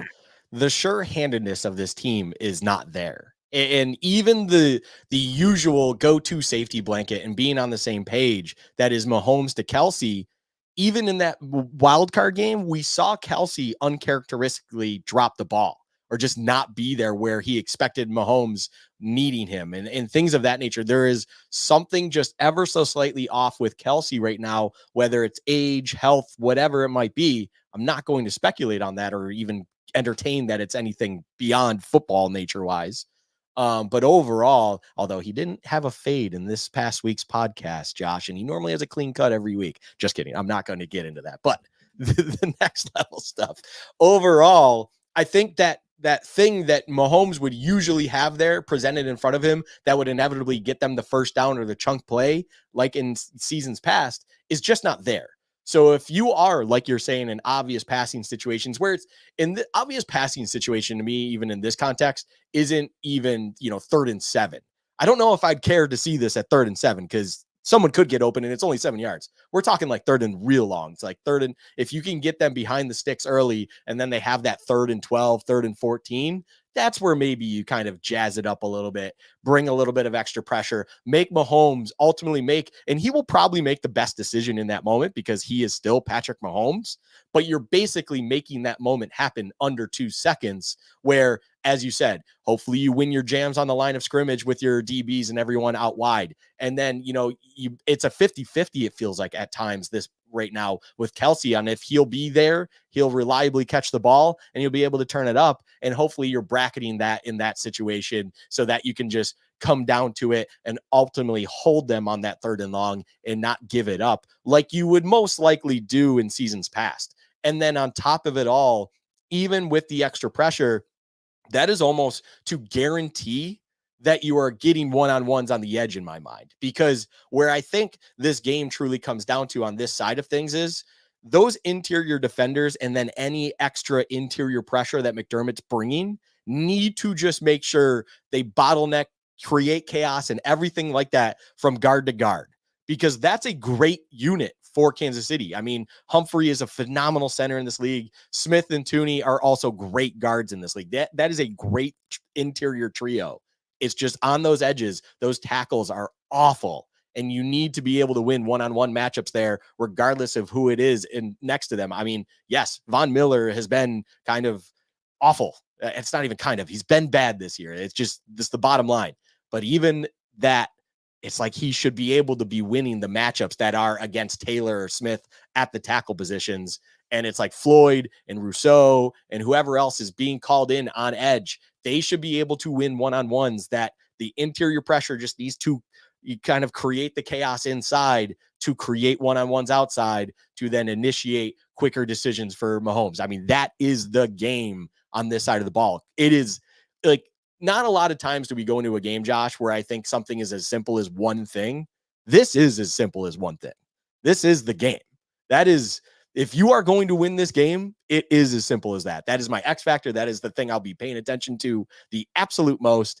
It is what it is. You need to be able to win the one-on-ones you are hopefully creating on the outside, however you need to do it by any means, because the interior 3 for Kansas City, I am assuming, are going to do a phenomenal job. And it's not like I'm going to sit here and expect a big Ed Oliver day, Daquan Jones day. Their jobs, plus any additional pressure, are going to be to make sure you keep from guard to guard busy and you have as many one-on-ones on the outside as you possibly can. You're muted, Josh. I'm so glad you brought up the tackles because I wanted to get to that, and we're running long, so I'm glad you hit on that quickly. Tactical key, yes. AJ Epinesa had the interception, then he was out for the game, so I'd love to see him get a full diet of plays this week as far as his rotational role goes. When you brought up the tackles, and it's such a great point, and I think when folks like you and I talk about this is Mahomes' first road game, and Chiefs fans roll their eyes at it and they're like, oh, what's he going to be scared of? Your Uncle Joe up in the third deck, like screaming with his shirt off? Like, no, that's not what it's about. Nobody expects Patrick Mahomes to fold because the fans are booing him or yelling loudly. That's not what we're talking about. What we're talking about is 2 tackles who are below average starters now having to play in the loudest environment they have played in all season long with a quarterback that's already had trouble communicating with receivers at home. If you blitz them now, it's are Patrick Mahomes and Kadarius Toney going to be on the same page now when they can't communicate? Are Patrick Mahomes, and I don't want to say Rashee Rice because that's not fair to him. He's been fantastic, but you get the idea. Scantling, that's where the crowd noise, that's where the home field advantage comes in. 13 seconds doesn't happen if Mahomes isn't looking at Kelsey saying, do it, Kels, do it, Kels, do it, Kels. He's not going to say that in Buffalo because Kelsey's going to look over, and this is what Mahomes is going to, this is what Kelsey's going to hear. That's what he's going to hear. It's a different ball game. It's not about being scared of crowd noise. Nobody expects, in my opinion, the Michael Jordan of the NFL, Patrick Mahomes, to be scared of crowd noise. If anything else, maybe he'll lock in even more. It's the parts around him that have held the offense back all year long that I think are going to be impacted by crowd noise and will probably wind up holding them back again this week. But let's find out, Luca, if we think the Bills are going to win. Let us know in chat if you think the Bills are going to win in what is, my opinion, the biggest Bills game of my lifetime as far as me caring about it goes, because I was not old enough to really care much about the Super Bowls other than I was sad that the Bills lost. So give us some score predictions in chat. Bills Chiefs Sunday afternoon, Orchard Park. Looks like the weather's going to be kind of friendly. I mean, maybe a little bit of flurries, 15 degrees or so. Weather, Josh. Perfect football weather. Football weather. God, the Bills need this one. The one thing I know you aren't going to like is the game starts off under the lights, but I think you prefer it to go ahead and start off under the lights versus starting in daylight and then the lights flicking on like second quarter. That's where you start to get worried, right? Like those 4:30 p.m. starts. Yeah. All right, Luca, we've talked about this for the last hour and 15 minutes. It is time. Let's get to it. Bills, Chiefs, Mahomes, Allen, 3 in the playoffs. A chance to go to the AFC Championship game on the line. Redemption for Josh Allen and Sean McDermott. A legacy game opportunity for Josh Allen and Sean McDermott. The Bills are not healthy. Spoiler alert, the Chiefs are not fully healthy. And these two teams have been on a collision course, what feels like for the last 4 years. We get the matchup we've been waiting for since the Bills walked off the field in the AFC Championship game, and Stephon Diggs is sitting there doing this. Luca, do the Bills defeat the Kansas City Chiefs? Yes. I'll give a long windup after that, but I'd like to get it right out of the way here and now. This, as we even started way back in the beginning of this episode, Josh, one of our longest, if not our longest live show so far to date, with plenty hopefully in the future. This is a game where I visualized the Bills being in it a long time ago. It seemed like the path was there. The story made sense, we'll call it. Everything pointed to this possibility happening, and it did. It is here. It is there. I think inside that locker room, inside the building, every player, Jordan Poyer was on McAfee today, and vibes were good. They were joking around. They did a race in the snow to see who could touch the other side of the fence and come back through the garage door opening from the inside practice facility. And I forget who he said actually did it. It was someone on the practice squad. I can't remember the name, but he did it in 29 seconds. The bet was 30 seconds. So, vibes are good in-house, but I don't think that means that no one's focused, of course. I think everyone understands what's in front of them. Again, as I even said myself, and I think it's very applied inside, this is what this team and this organization has been building towards. This is exactly the situation they want to be in. So at the end of the day, when the game kicks off, I fully expect a complete understanding of what's in front of them, a motivated and focused situation that they have in front of them. And this team has been playing playoff games weeks by weeks. It's been 6 weeks of playoff games at this point, essentially, to lead into this. And it's not that the Chiefs haven't been playing important games, but the thing that's been impressive the most, and I think has been brought up by others as well, this Bills team is not about trying to get anyone the ball to calm nerves from any questions. It's not about trying to get stats for Josh Allen to make sure the media, national and whoever, is reminded that Josh Allen is that guy and stuff. That it's just about getting results. And they've won in a facet of different ways that I truly believe that they're confident that even if adversity hits them in the game, if they were to find themselves down, they understand that they have things they've done successfully, that if they need to change what they're doing, adjust, whatever it is, they're comfortable doing that. And that is something that I believe this Bills team has been missing for years now, because it's always felt that if Josh Allen's not being superhuman and or the passing game's not there or whatever it might be on the defensive side is just not happening, and or injuries, like one injury basically derailed what McDermott could do on the defensive side of the ball. That is no longer the case.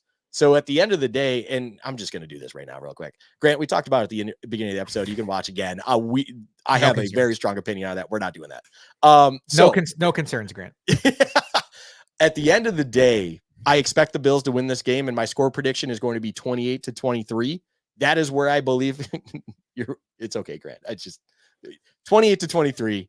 That is where I see this game going. It's just going to be yet another one of those classics. I can see a situation where it's 23-21 Bills or 23-21 Chiefs. The Bills are getting the ball. I'm not saying it's a last drive situation, but that's what they have presented in front of them in, let's say, the mid fourth quarter, and they establish a great drive down the field where they punch it into the painted area. It's 28-23. You have those nerves of, oh no, Mahomes gets the ball with a minute 10 left or something like that, similar to like what we saw earlier this season. And the ultimate downfall will happen where eventually the Chiefs just have some sort of, as we brought up, communication issue or whatever it might be that inevitably snake bites this team once again. And unfortunately for Mahomes, and fortunately for all of us, we end up with the win. And it's just yet another in this line of Mahomes versus Allen that is a classic. And we kind of see this out as that footnote discussed earlier in this episode, that we look past a chapter is turned and we continue moving forward, and Kansas City goes home. Boy, if the Bills are down by 1 point, we are all going to be thinking, come on, Tyler Bass. Ooh. I pulled some stats on Tyler Bass, by the way, because we do have a question here from Gabe. And by the way, Grant, neither one of us are upset with you. We understand the question. We talked about it quite a bit earlier. There's no concerns. I think it's all just stuff that gets you worked up, but there's really no tangible evidence to really be overly concerned about. Question from Gabe: concerns for our special teams going into the game? Yeah, absolutely. Not knowing what's going on with Sam Martin. He was kicking as well as anybody in the league. He won December punter of the month. And then, he's the primary holder, obviously, for Bass. So you worry about that. But the Bills were lucky that Matt Hawk was out there, a guy that has experience holding for Bass, a guy that has experience kicking in these conditions. It's a downgrade at punter, but it's as good as they could have done at this time of year. And then what's going on with Bass? He missed 2 kicks last week, both of them really mind-bogglingly low. Luca even pointed out that, like, I don't even know how much the Steelers even had to block the kick. It was going to like almost hit the long snapper in the head. So, we'll see what goes on with Bass. His numbers aren't really down this year, though. It's really the difference of 1 kick that he's down. So hopefully it was just a bad game. But yeah, hey, Grant, we appreciate you hanging out, and don't worry about coming in late. Don't worry about the refs either. It's not going to be why the Bills win or lose. All right, Luca, I look at this game. I've been thinking about this all week, and I've had a feeling in my mind for how it's going to go. Josh Allen, stay with me, folks, and the Bills offense is going to take the field with 13 seconds to go. They're going to walk out on the field. You know what they're going to do, Luca? Kneel the ball. They're going to kneel because they have a big lead. The Bills are going to win this game, and I think they're going to win big. And I'm not saying that as Homer Bills fan. I'm not saying that as a guy that's just trying to hype you all up or go for cheap likes, cheap clicks, whatever. I have a good feel for this team. This game, this scenario reminds me so much of 2003 when the Bills were just beating their head against the wall against the Patriots, and then everything was built up for that opening day game. And the emotion of that team, the emotion of that stadium just gave the Patriots no chance from the jump. I think this stadium is going to be as loud and chaotic as it has ever been. This fan base is ready to go there and explode, and they are ready to go there and make the Chiefs' life miserable. And I think this team is ready for the Chiefs. I think they've been hearing all week about the injuries and, oh, Josh Allen can't beat Patrick Mahomes. And they look at it like all we've done the last 3 years is beat Patrick Mahomes in Arrowhead. And now you're saying we can't beat them in our own stadium because we're down a linebacker? Like, is that what we're going to go with now? Everybody in that stadium, everybody on that team that matters, and they all matter, but the impact guys hate the Chiefs, hate what the Chiefs have done to them. They felt the pain of the AFC title game. They felt the pain of 13 seconds. And I think they are ready to unleash on this team. I think the Bills are going to execute very high level offense. I think they're going to run the ball very effectively, which is going to open up the passing game. The naughty loss is big. I think Josh Allen is going to give us one of those Josh Allen is in the zone games. And I expect the defense, whether Terrell Bernard plays or not, to suffocate the Chiefs. And I think it's going to be one of those games where it's just by the time the middle of the third quarter rolls around, it's not even about are the Bills going to win. It's just about kicking back, relaxing, and enjoying what is one of our favorite days ever of Bills football. That's how I see it going. I could be dead wrong. I'm just telling you how I see it. I have the Bills winning this game 37-16. I think Josh Allen gives us a classic Josh Allen performance. I think James Cook runs all over this defense. And I think there will be a point in this game where it looks like the Chiefs quit. That's how I see it. So, and I will say, if the Bills win, whether it's by 1 point or whether they win by 30 points, I fully expect one of the longest embraces you have ever seen at midfield between Patrick Mahomes and Josh Allen. I think Patrick Mahomes has a lot of regret for how he handled that situation in Arrowhead a few weeks back. He has a lot of respect for Josh Allen, and he knows how Josh Allen greeted him after they lost the 13 seconds game. I think that Patrick Mahomes will redeem himself and stand there and give Josh Allen his due at that moment. I think look, at 37, I'm just saying numbers. I think the Bills are going to win and win decisively. That's the big point of what I have. I think the story of this game on Monday will be the Bills were the better team and the Bills were ready to smack around the Chiefs. And then Nick Wright will come on his show on Monday and say, oh, congratulations to the Bills for winning their Super Bowl. That's the only game they cared about. Now they're going to go lose next week, because he's always going to move. He's always going to move the goalpost. Don't worry about him. This to me is the biggest game for all these players. Next week will be bigger because if they win, it'll be the AFC Championship game. But this is the hurdle. This is the Peyton Manning finally beating Tom Brady. This is John Elway finally getting the Super Bowl. This for the Bills is that moment. If they get past this, Luca, it gets fun. It gets real fun. Get the Chiefs out of the way. Get the Ravens out of the way, Houston. It gets fun. We'll see how it goes. I'm telling you. That's a bold score. The score, I mean, I wouldn't get too wrapped up in the score. It's more of, I think, because, garbage time can happen, or, the Bills can have a big lead and then they run it. And, the Bills could end up winning this game by 10 and it could feel like a game that they won by 25. My overall point is, I think the Bills are going to win, and it's going to be one of those games that you and I come on the post-game show afterward and we're like, holy cow, was this team ready to play? Yeah, it's a great point. I mean, the emotion, it's one of those things too, where I'm with you, the stadium atmosphere, the stadium kind of impact and things of that nature, right? I'm with you in the fact that I believe that will elevate things for mainly our own sideline, because the Bills themselves have this kind of feeling of internal frustration with how, things have happened in years past. And now there is this that they can build off of. It's just also one of those things that you just don't want it to go over the natural tipping point where you believe things to be bigger than they are, and you don't let the game get outside of itself just because of your own headspace. And I'm not even talking about specifically one player like Josh Allen that I'm assuming some would even think this point's about. It's just one of those things that naturally can happen to someone where you get so caught up in the emotions and your heart's on your sleeve and you understand the severity of everything in front of you that you play outside of your skin in a negative way. And you're trying too hard. You're trying to be bigger than you are. And at the end of the day, football is a team game. It's a team sport. You need the team to win. and you are just one of the machine kind of deal. And I think that's one thing that the Bills have done very, very well, going to the point that I even brought up, where this team is just doing what is necessary to get results right now. And that's a powerful thing in its own right. It's not about one individual. It's not even about a couple individuals or highlighting things or doing things a specific way. It's about getting that win on the scoreboard, in the result sheet, in the box score, and getting out to the next game in front of you that you can potentially build on from there. This team has been doing that, and that is something they clearly haven't been. So I'm with you that the emotion, I don't believe it would bring anyone over to the tipping point, but you just hope that that's the case as well. And I think the Bills are better than the Chiefs. That's just, I think they're better, and I don't even know. No, don't say that. I'm so unimpressed with how weak the Chiefs are at such important positions. It feels like either bad scouting or whatever put them in this position. I mean, just if Rashee Rice hadn't hit, where would this offense be?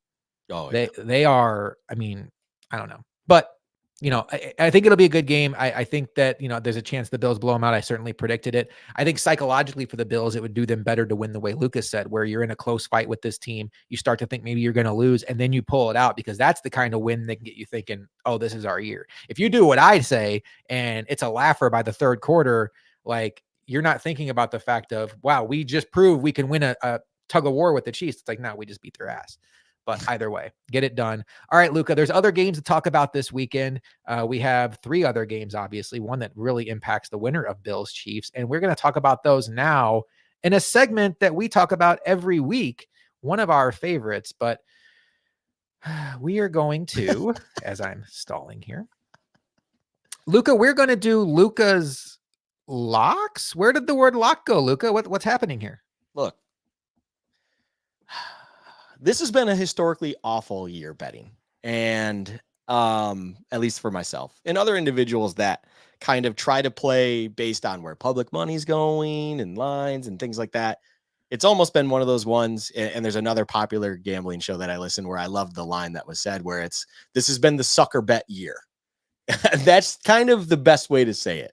So this week, if you want to be in that mindset, coming off an 0-3 week and -4 units, and it couldn't have been any worse, to be quite honest. Although I will say this, I am more than happy to spend a unit to see what happened to the Cowboys.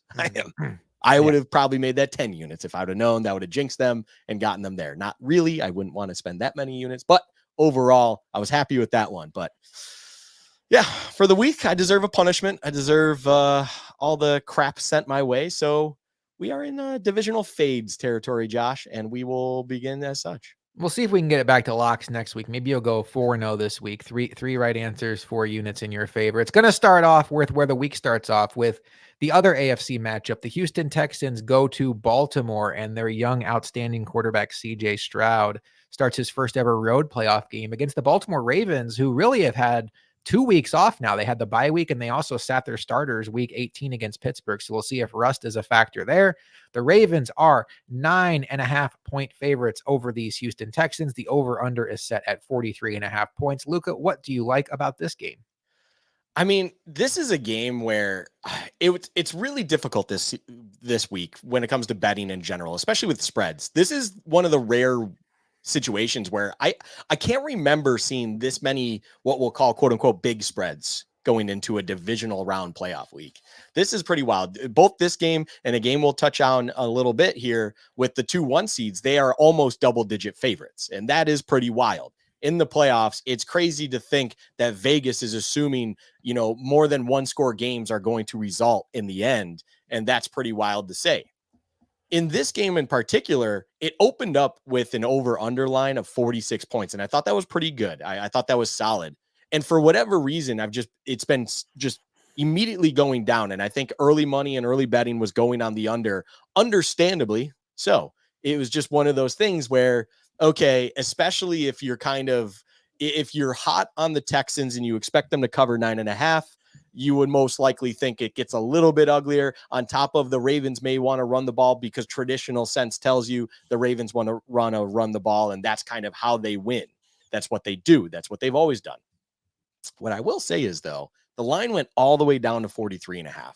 And when you really kind of peek under the hood of this game, I think CJ Stroud is as hot as can be. He's playing with house money, and he really feels that he belongs not only in this league in general, but he belongs among the final 8 that we see sitting here right now. And he is balling out. And I think it's crazy to see what they've been like on offense, even without what is deemed their biggest, downfield player in Tank Dell out for the season and probably effectively the beginning of next season due to the unfortunate injury of having him run block at the 1 yard line, which makes 0 sense. So they're still a very productive offense in their own right. And I think the Ravens are a very good defense, but it's one of those things where a confident quarterback can probably still find a few avenues there. And then also you always have to remember, regardless if this is a blowout, there is garbage time. You get 60 minutes. On top of that, the Ravens aren't what we have come to be accustomed to going into this position. They do throw the ball. They do like to move the ball downfield. Mark Andrews looks like he is, I believe, back this week.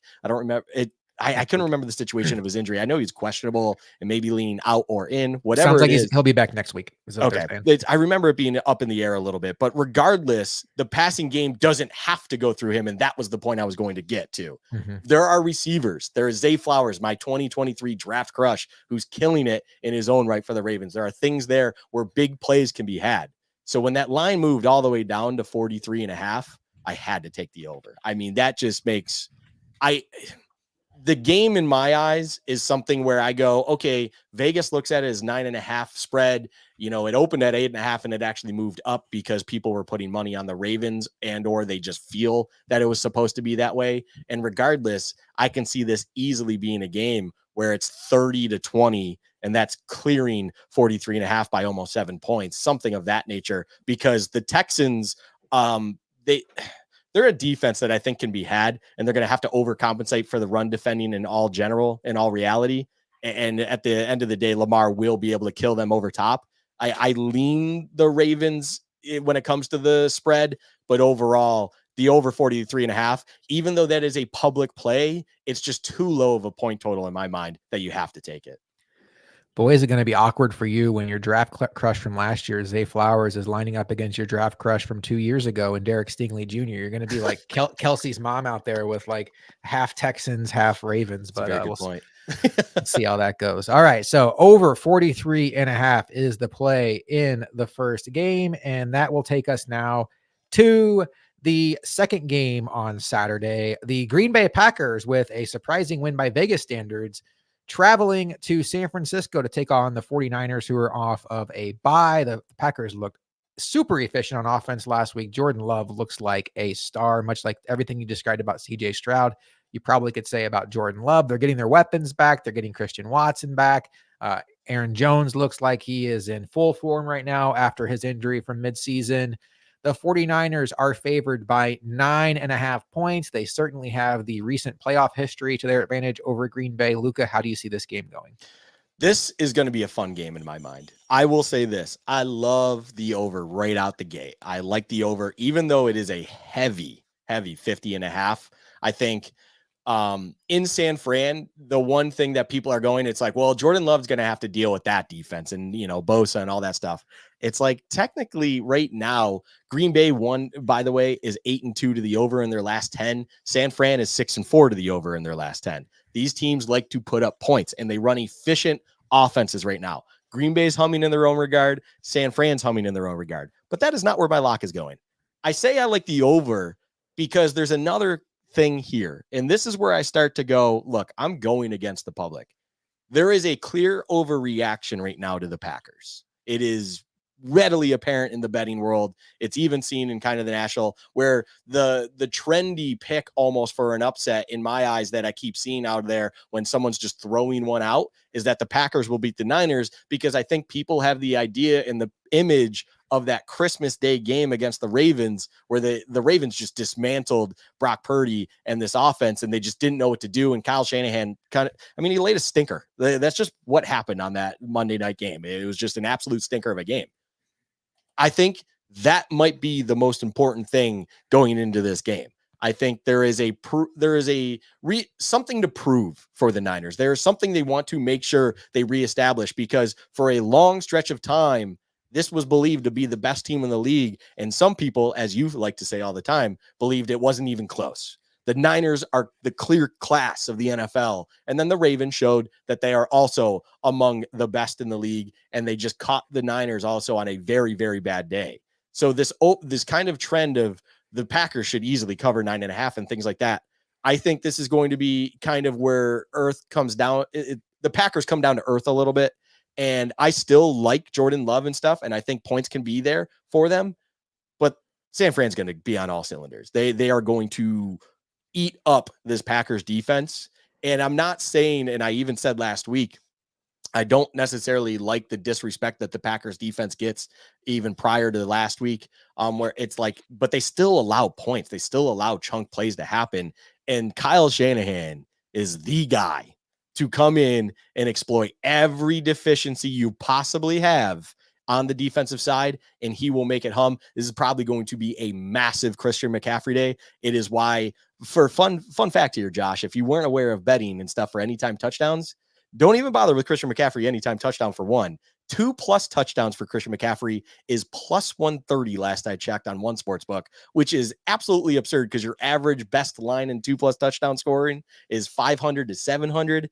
That is how big of a day it is expected with Christian McCaffrey on the ground against this Packers defense. And it just feels like one where I don't know how it necessarily will happen cover-wise, whether it'll be kind of an explosion of offense early or if it will kind of be the ground and pound that will eventually wear down the Packers. But I just don't see a world where Green Bay at the end of the day can keep it within 10.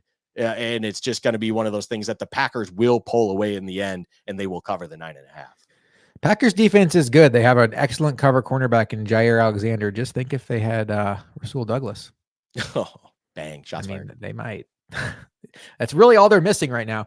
All right, but hey, they got that 3rd round pick. All right, so second bet is Niners minus 9.5 against the Packers. Go Packers in my heart. And then for sure.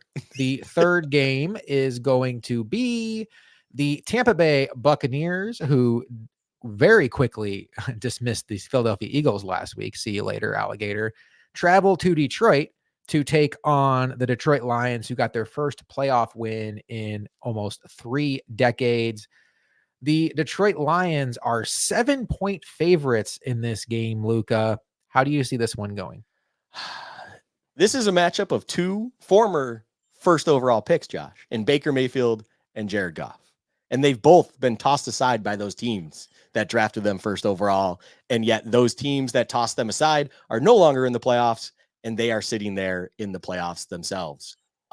It's a fun one. This is going to be one where I mean, this is the most enjoyable game to have pre-Chiefs Bills. I'm so happy it's the game beforehand. It made sense. They always do generally the ones on Saturday and then you get the others on Sunday. So it naturally fed into that. But I'm so happy that this is going to be just a very enjoyable experience in my eyes. It has kind of that feeling of Rams Bucks back in 2021, Josh. That was a very fun game where the Bucks pulled it out, it seemed like in the end, but then all of a sudden Cooper Kupp out of nowhere found it over top, got them into field goal range, and the Rams snuck out of Tampa with the win there. It's almost like that's kind of where I see this game also going. It has a lot of vibes to it that is something like that. Detroit was apparently one of the loudest stadiums in NFL history altogether, and I think it will be a ruckus crowd there. But like, there's something about it where it just feels like there is just this weird thing going on with Tampa and Baker Mayfield in this passing game that it's not that it's working too good that it has to fail. It's working too good that how can you bet against it? I'm done betting against it. I'm never going to I'm going to trust a guy that I had a crush on. Speaking of draft crushes, going into the 2018 draft, Baker Mayfield has something in him that it seems like when games elevate, when there's motivation to be had, he will step up and it won't be at his cause. Now, will he maybe throw a dumb interception here or there? Potentially, yes. But the Lions defense is not anything to fear. And it's one of those things that I think the Buccaneers defense should be able to make a play here and there that it will throw Goff off enough that will the Bucs win this game? I'm not 100% confident in that, but I absolutely believe that they can keep it within a touchdown score. And I do believe they have a chance to win. They could potentially steal it in a way similar to what I said with that Bucks Rams game back in the 21 playoffs, that I just think, or 22 playoffs, technically 21 season playoffs, whatever you want to call it. But regardless, I can say that I love Bucks +7. You buy the point right now. I believe it's currently sitting at 6 even, or 6.5 in some places.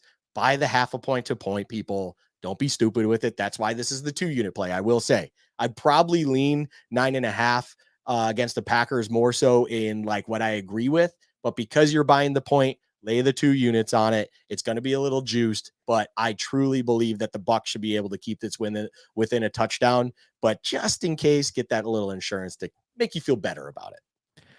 So for Luca's fades this week, we're going to go with Texans and Ravens over 43.5. The Niners -9.5 against the Packers. Again, go Packers. And then we have the Tampa Bay Buccaneers giving up 7 with Luca saying by the point spread is 6. Then the Tampa Bay Buccaneers giving up 7 at Detroit. And that will do it for the divisional round edition of Luca's Locks. We appreciate all of you who hung out through that. That's our little segment we do for our YouTube channel. So that's why we didn't pop up any comments in there. McChronicle likes Chris Godwin over receiving yards. Godwin's been hot recently, so I think that's certainly in play. Lance Nelson, our guy Lance, says Deebo Samuel season. Deebo always comes up in these games. I could totally see that, especially if Alexander draws Ayuk, which I would expect. And then Louis came in and he's saying Bills Niners Super Bowl. Sign me up for that, Louis. I would be. Oh, my wallet would love that one, Louis. Just so you know. Now look, if I'm going to be picky, the Niners would be the last team I'd want to see. Like, give me Bills Bucks and I'm golden. Bills Lions, Bills Packers. But hey, whatever. All right, Luca, we've been on here for an hour and 45 minutes. Yeah, I'm going to go help my wife get the kids to bed, but you can't overstate it. This is as big gets for these Buffalo Bills. This is the game that many in that building, Brandon Beane, Sean McDermott, Josh Allen, have been waiting for multiple years. All they have left to do is get it done. Any final thoughts, Luca? No, I mean, Sunday can't be here soon enough. That's all it is, man. This is the thing that, we've been waiting for years, potentially in some people's eyes and most people's eyes, whatever it is. And it's just, it's the biggest game of this kind of era of fandom for the team itself, everything. So Sunday, 6:30, man, it is going to be a wild ride for sure. And it's going to be a tense weekend. I can't stop thinking about this game. I don't expect that I'm going to stop thinking about it anytime soon. I'm right there with you, Sandra. I'm amped.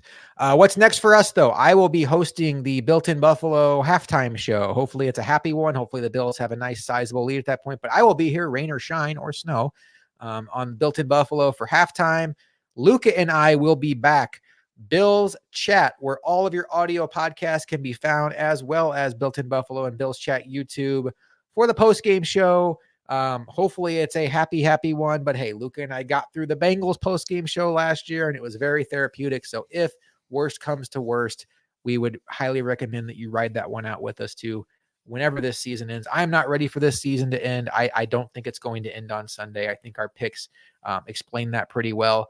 We appreciate the hell out of all of you hanging out with us for almost 2 hours tonight on this Friday night. We hope wherever you are, you're staying warm. Hopefully the worst of the snow is behind us. And hopefully in 2 days, we all have one of our favorite days ever as Buffalo Bills fans. For Luca, I got the point right. That's got to be a good sign. I got a little flex going there too. I am Josh McCarty. We will see you guys next time on Bills Chat Live.